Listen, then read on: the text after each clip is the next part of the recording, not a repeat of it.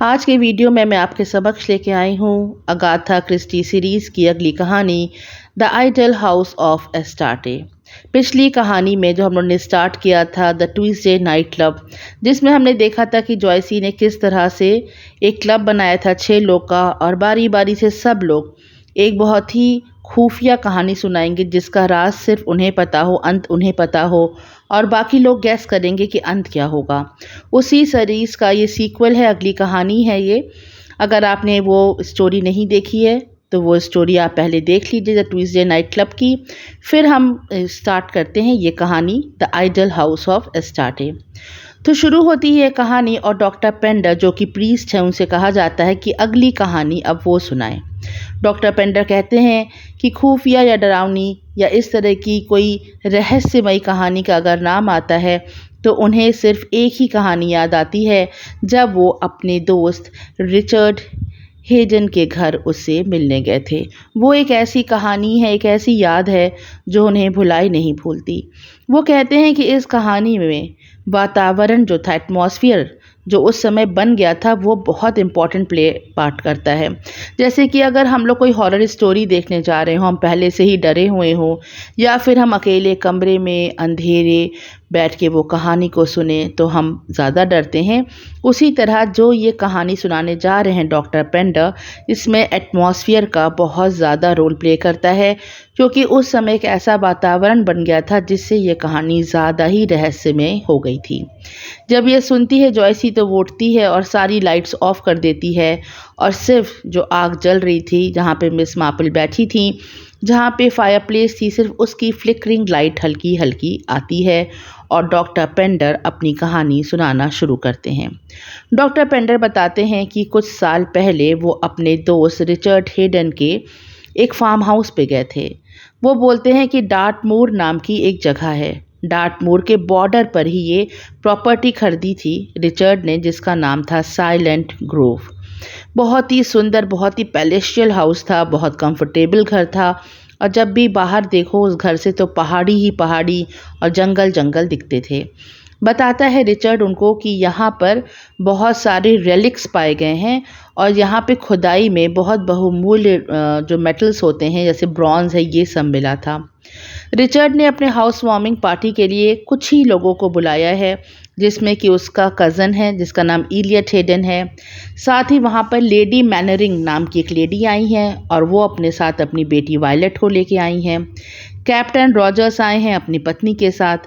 साथ ही में जो इस पार्टी का अट्रैक्शन है, मिस डायना एशले वो आई हैं। मिस डायना एशले जो कि एक जानी मानी एक मॉडल टाइप की हैं, जिनकी अक्सर कंट्रोवर्शियल पिक्स और स्टोरीज़ मैगज़ीन में छपती रहती हैं, और जो भी पार्टी में उनको देखता था, मीन्स जो भी आदमी उन्हें देखता था वो उनका दीवाना हो जाता था। इसी तरह से देखते हैं डॉक्टर पेंडर कि रिचर्ड जो उनका है दोस्त, वो भी काफ़ी अट्रैक्टेड है मिस डायना से। लेकिन मिस डायना में एक बड़ी अजीब सी बात थी। मिस डायना किसी दिन रिचर्ड से इतनी करीबी दिखाती लगती कि वो उसकी गर्लफ्रेंड है, और अगले ही दिन वो उसके जो कज़न है इलियट उससे नज़दीकियाँ बढ़ाने लगती। तो कभी वो कैप्टन रॉजर से बड़ा घुल मुल के बात करती। उन्हें मिस डायना का कैरेक्टर समझ में नहीं आता था कि आखिर ये पसंद किसको करती हैं।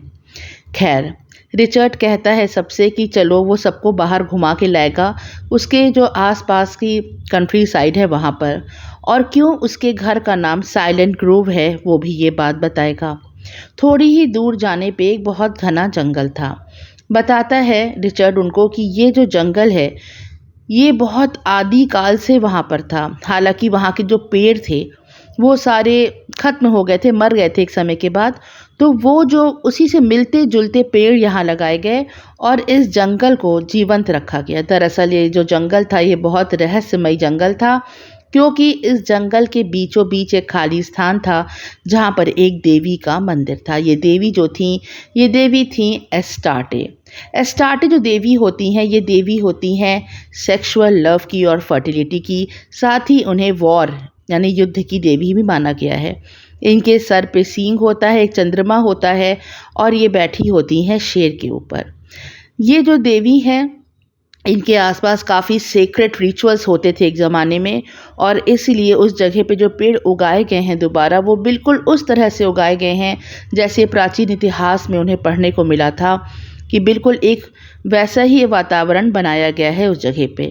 डॉक्टर पेंडर को वहाँ आके ज़रा भी अच्छा नहीं लग रहा था, क्योंकि उस जंगल में ना चिड़ियों की चहचहाहट थी, ना वहाँ पर कोई घोंसले उन्हें दिखाई दे रहे थे।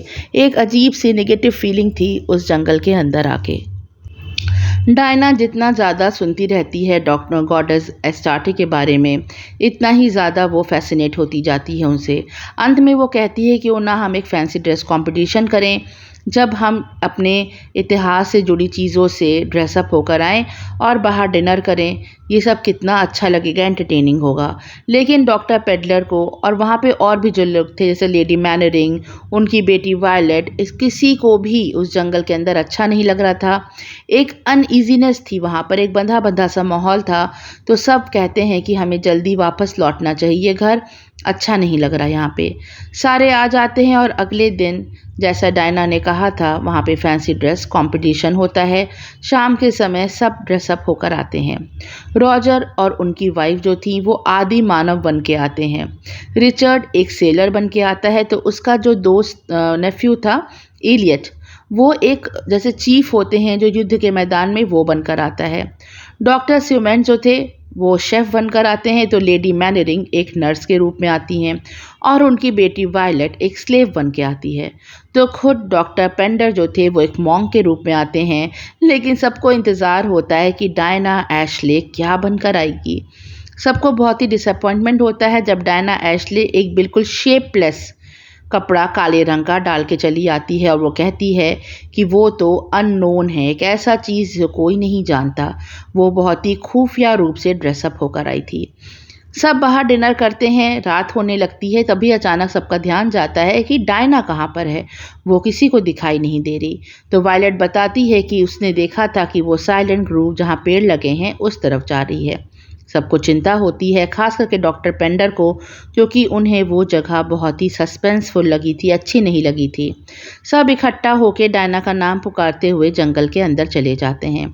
जंगल के बीचों बीच जहाँ खाली स्थान था, जहाँ देवी का मंदिर था, वहाँ जाके सारे रुक जाते हैं। तभी वहाँ देखते हैं कि डायना मंदिर के अंदर से बाहर आ रही है। उसने अपने पूरे शरीर पे एक ट्रांसल्यूसेंट, जैसे कि एक पारदर्शी कपड़ा लपेटा होता है, जैसे पट्टियाँ होती हैं, उसके सर पे उसने 2 सींग लगाई होती है, और वह बोलती है कि वह गॉडेस एस्टार्टे है, कोई भी उसके करीब आने की कोशिश ना करे, नहीं तो वो मौत की देवी है, जो भी उसके पास आएगा वो मर जाएगा। ये सब सुनकर रिचर्ड हंसने लगता है। वो कहता है, वाह डायना, तुमने तो बड़ा अच्छा किया है ड्रेसअप, और फैंसी ड्रेस कंपटीशन में तो तुम ही जीतोगी। बार बार डायना जो थी वो तेज़ आवाज़ में बोल रही थी कि मेरे करीब मत आना, नहीं तो मौत तुम्हें लील जाएगी। लेकिन रिचर्ड समझ नहीं रहा था, वो लगातार डायना की तरफ बढ़ रहा था। वायलेट जो थी उसे ये सब बड़ा अजीब लग रहा था। वह कहती है डॉक्टर पेंडर से कि मुझे आज डायना के चेहरे पर एक अजीब से भाव लग रहे हैं। उसकी आंखें ज़रूरत से ज़्यादा काली लग रही हैं, और उसके चेहरे का रंग भी बहुत पीला लग रहा है। उसे यह सब बिल्कुल भी अच्छा नहीं लग रहा। जो भी नाटक कर रही है डायना, जल्दी ख़त्म करे और वो लोग यहाँ से वापस जाएं। तभी बहुत तेज़ से आवाज़ होती है, और रिचर्ड वहीं पर औंधे मुँह ज़मीन पर गिर जाता है, जबकि डायना उससे लगभग 3 फीट की दूरी पर थी। डायना उसे घूर कर देखने लगती है, और वही बात लगातार बोल रही थी कि मेरे पास जो भी आएगा, मौत की देवी उसका इंतज़ार कर रही है। एलियट जो कि उसका कज़न है, भाग के उसको उठाने जाता है। वह मुंह के बल गिरा हुआ था रिचर्ड, और जब उसे एलियट उठाता है तो देखता है कि उसकी छाती में तो एक खंजर भुका हुआ है, और रिचर्ड की छाती से खून निकल रहा था। वह मर चुका था। सब उसे जल्दी से उठाते हैं और लेके जाते हैं घर के अंदर। साथ ही डायना जो थी, जब ये सब देखती है कि खून निकल रहा है रिचर्ड को, वो मर गया था, वह वहीं पर अचानक से गश खा के बेहोश हो जाती है। बहुत ही अफरा तफरी का माहौल हो जाता है। डायना को भी उठा के घर तक लाया जाता है, और जब रास्ते में उसे होश आता है तो वह चीखने लगती है कि मैंने रिचर्ड को मार डाला, मैंने ये क्या कर दिया। खैर, एक दिन बीत जाता है। अगले दिन रिचर्ड का जो वही था कज़न था एलियट, वो आता है डॉक्टर पेंडर से मिलने के लिए। डॉक्टर पेंडर से कहता है कि उसे शक है कि रिचर्ड खुद की मौत नहीं मरा, किसी ने उसके छाती में खंजर भोंका है, और अगर ऐसा है तो वो खंजर वहाँ पे ज़रूर गिरा होगा, क्योंकि जब इन लोग रिचर्ड को घर लेके आते हैं तो खंजर उसकी छाती में नहीं था, सिर्फ खून बह रहा था। तो उसके कज़न को ये शक होता है कि किसी ने जब खंजर भोंका और गिर गया तो जंगल में ही गिरा होगा, और शायद खंजर मारने वाले की उंगली के निशान उस पे मिल जाएं या कोई भी और सबूत मिल जाए। इसीलिए वो साइलेंट ग्रुप में वापस जाना चाहता है और डॉक्टर पेंडर से कहता है कि वो उसके साथ चले, लेकिन डॉक्टर पेंडर बिल्कुल मना कर देते हैं, जो कि उनको ऐसे ही एक हदस हो गई थी वहाँ के नाम से। वो पहले ही इतना डर चुके थे। वो कहते हैं इलियट से कि नहीं, मैं तुम्हारे साथ नहीं जा सकता। इलियट अकेले ही वहाँ चला जाता है। उस समय सुबह के 10 या 11 बजे होंगे।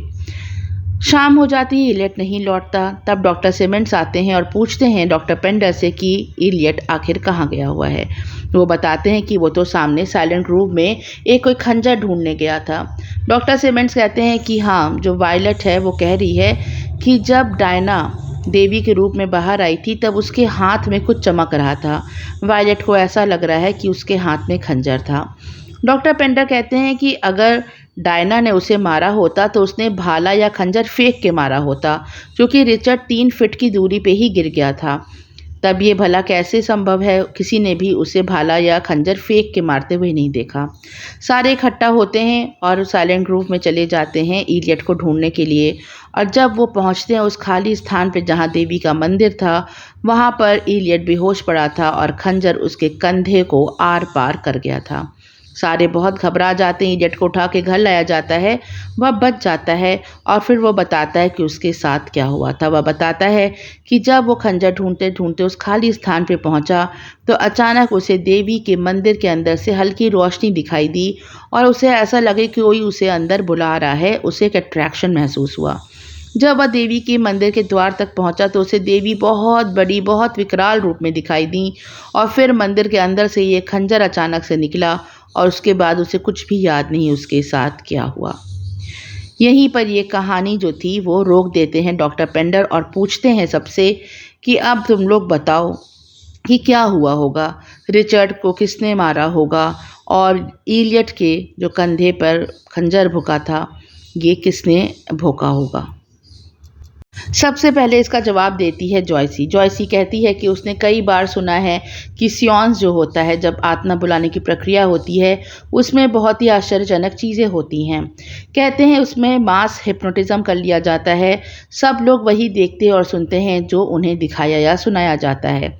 हो सकता है डायना को हिप्नोटाइज करना आता हो लोगों को। उसने मास हिप्नोटिज्म किया और सबको फिर वही दिखाई और सुनाई दिया जो उसने दिखाया, और चुपचाप से उसने खंजर रिचर्ड के सीने में घोंप दिया। उधर रेमंड का ये कहना था कि जैसा कि वायलट ने देखा था कि डायना के हाथ में चमकती हुई चीज़ थी, शायद वो कोई खंजर ही था, तो उसने जैवलिन की तरह वो खंजर फेंका जो रिचर्ड की छाती में घुस गया और वो मारा गया। इस पर सर हेनरी कहते हैं कि मैंने ऐसे कई केसेस देखे हैं जिसमें बहुत मिसलीडिंग होते हैं और बहुत कुछ गुमराह हो जाते हैं हम लोग। म्यूज़िक और चक्कू का जो खेल होता है ये आंखों पे पर्दा डाल देता है। हो सकता है जंगल, जो घना जंगल था, उसके पीछे कोई आदमी छुप के बैठा हो और उसने पेड़ के पीछे से चाकू मार दिया हो। तब जो लॉयर थे मिस्टर पेड्रिक, वो कहते हैं कि मुझे तो ऐसा लगता है कि ये सुसाइड का केस है। रिचर्ड ने खुद ही अपने आप को वो खंजर भोंक कर खुद की जान ले ली हो। लेकिन सबको ये लगता है कि रिचर्ड की लाइफ तो अच्छी चल रही थी, वो डायना को पसंद भी करता था। फिर ऐसा क्या हुआ अचानक जो उसने खुद को खंजर भोंक लिया। अब सबकी नज़र होती है मिस मार्पल के ऊपर। मिस मार्पल इस पे क्या कहेंगी। मिस मार्पल कहती हैं कि कई बार कुछ ऐसा होता है जो इतनी जल्दीबाजी में हो जाता है कि कोई समझ नहीं पाता कि क्या हुआ था। वो कहती हैं कि जो इलियट था, रिचर्ड का जो कज़न था, उसने उस दिन चीफ की ड्रेस पहनी थी, यानी कि आर्मी चीफ की। वो कहती हैं कि एक बार एक पार्टी में उन्होंने डांस किया था, वो भी एक फैंसी ड्रेस कंपटीशन पार्टी थी, और उसमें भी एक जो उनका फ्रेंड था वो चीफ की ड्रेस पहनकर आया था। और तब उस पार्टी में मिस मार्पल को डांस करने में बहुत दिक्कत पेश आई थी, क्योंकि उस ड्रेस में उसने 5 चाकू छुपा के रखे थे जो बार बार मिस मार्पल को चुभ रहे थे। इसीलिए वो कहती हैं कि एलियट ने भी उस रात अपने कपड़ों में कुछ ऐसा छुपा के रखा था, अपनी बेल्ट में या पॉकेट में ऐसा खंजर, क्योंकि जब रिचर्ड बेहोश हुआ, क्योंकि उसने ऐसा रूप देखा डायना का, वो बहुत डर गया, शायद वो दिल का कमज़ोर था और वह बेहोश हो गया। उसे उठाने के बहाने से जब एलियट वहाँ पर गया, तब उसने धीमे से चाकू उसके सीने में भोंक के वापस अपनी जेब में रख लिया और उसकी पीठ सबकी तरफ थी, कोई देख नहीं पाया अंधेरे में कि वो क्या कर रहा है। और जब उसने पलटा तो रिचर्ड की छाती से खून बह रहा था। मिस मार्पल को लगा ऐसा इसलिए क्योंकि बताया था डॉक्टर पेंडर ने कि एलियट भी डायना को पसंद करता था, लेकिन डायना कभी रिचर्ड तो कभी एलियट को पसंद करती थी। और क्योंकि रिचर्ड जो था वो अच्छा वेल सेटल्ड था एलियट से ज़्यादा, इसलिए शायद एलियट के मन में ये भावना आ गई हो कि डायना तो रिचर्ड को ही मिलेगी। ये कहने के बाद सब चुप हो जाते हैं। तब डॉक्टर पेंडर कहते हैं कि मिस मार्पल ने जो तथ्य दिए हैं वो बिल्कुल ठीक हैं। मैं सच जानता हूँ, सच में एलियट ने ही उस रात रिचर्ड का खून किया था। जब रिचर्ड मर गया उसके 5 साल के बाद एक दिन एलियट की चिट्ठी आई। वो जा रहा था बहुत दूर एंटार्क्टिका की तरफ एक्सपीडिशन पे, और उसे ऐसा लगा था कि वो कभी भी लौट के नहीं आएगा। उसने चिट्ठी में लिखा था कि ये 5 साल उसके लिए नर्क के बराबर रहे हैं, क्योंकि उसने अपने प्यारे दोस्त रिचर्ड का खून किया था और एक भी रात वो चैन से सो नहीं पाया। एलियट कहता है कि उसकी कोई नीयत नहीं थी रिचर्ड को मारने की, लेकिन ना जाने क्यों जब उस जंगल में गया तो शैतान उसके सर पे सवार हो गया और उसके मन में ऐसी भावना आ गई कि जो चीफ की ड्रेस में उसने जा खंजर छुपा के रखा है वह अपने दोस्त रिचर्ड के सीने में उतार दे। डॉक्टर पेंडर कहते हैं कि जो कुछ भी होना था वो तो हो गया, लेकिन ये बात तो सच थी कि कुछ ऐसी शक्तियाँ थीं उस साइलेंट ग्रोव के अंदर जो आदमी के मन को बदल देती थीं, उसको ईविल प्रवृत्ति की तरफ ले जाती थीं। वहाँ पर सच में डायना का जो रूप उन्होंने देखा था वो कभी नहीं भूल सकते। वो सच में देवी रूप लग रही थी, कुछ तो चेंज आ गया था उसके अंदर। इसी कहानी के एंडिंग के साथ ये कहानी यहीं पे समाप्त होती है। बहुत ही इंटरेस्टिंग कहानी थी। आपको कैसी लगी कमेंट में ज़रूर बताएं, और अच्छी लगी हो तो इसे एक लाइक ज़रूर दे के जाएं। सब्सक्राइब करें चैनल को, सुनते रहें इंटरेस्टिंग कहानियाँ। Thanks for listening, bye for now.